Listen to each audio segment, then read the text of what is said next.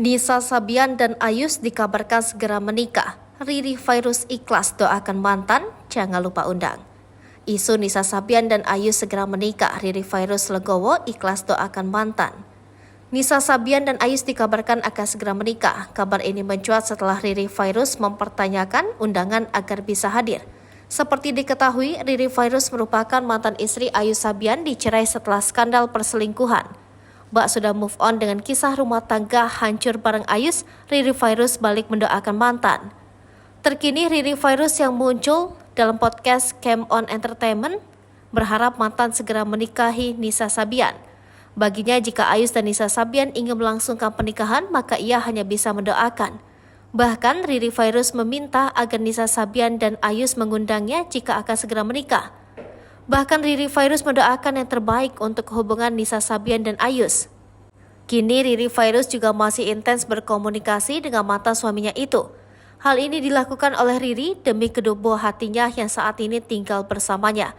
Riri Virus juga membukakan pintu rumah jika Ayus ingin bertemu dengan anak-anaknya. Namun ia tak menjawab jika anak-anaknya diperbolehkan untuk bertemu dengan calon ibu sambungnya.